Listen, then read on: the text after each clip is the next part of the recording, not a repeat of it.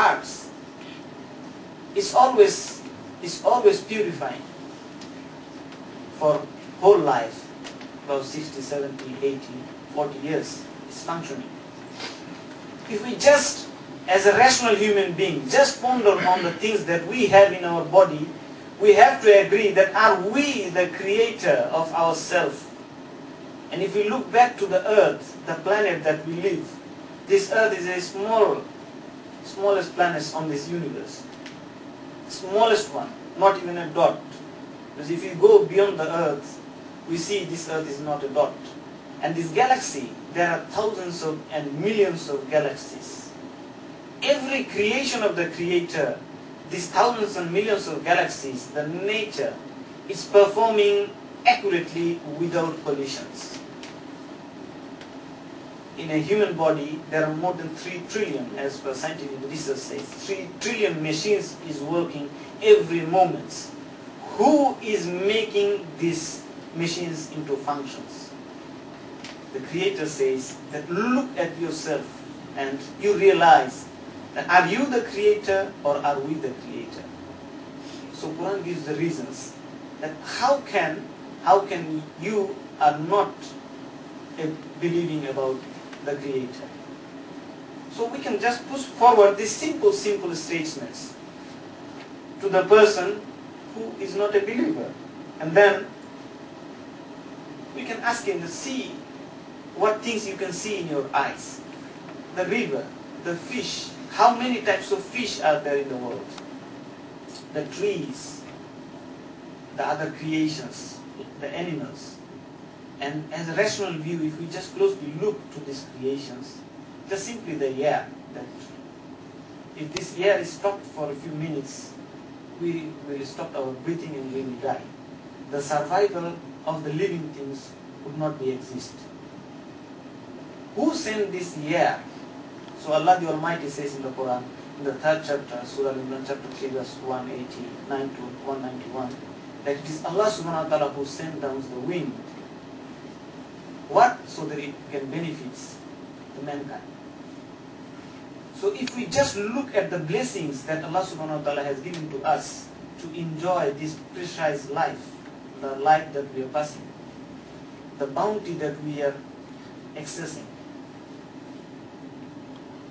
Like right now, that we come here to listen. And after this talk, maybe we will go to home. Just think about, my brothers and sisters, for a moment, that what we derive from these lectures, not the lecture is important, maybe there is the information which is very important. So if we go back to home and if we see closely to ourselves, that let us examine ourselves why we are exist here and why we are functioning in this way.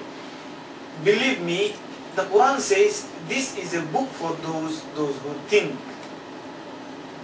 So thinking, it derives the conclusion to find the truth.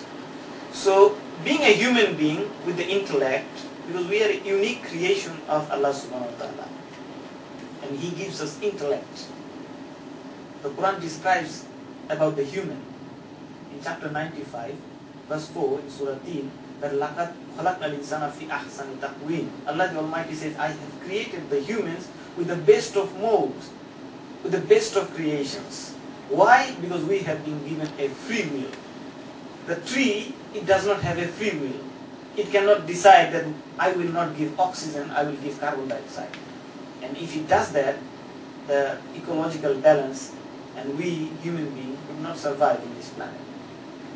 The tree, it followed the commandment of God. Allah subhanahu wa ta'ala says the sun and the moon, it does not rotate by your command, but my command. And if the sun and the moon is not rotating and performing like the way that the Creator describes, the life of this earth could not be exist.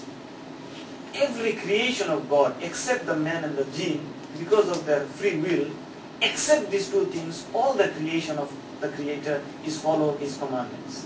But since we have been given the free will, it is now up to us whether we follow or not.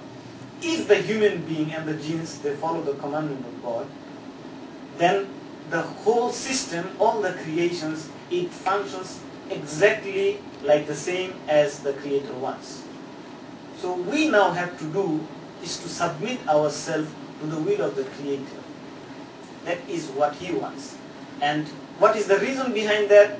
The reason behind that so that we can attain the paradise in the hereafter. What we prepare for our hereafter, if we just believe that there is a life in the hereafter, and that is a reasonable belief, not that we have to believe something without reason. Quran gives the answer that in Surah Baqarah chapter 2 verse 28, that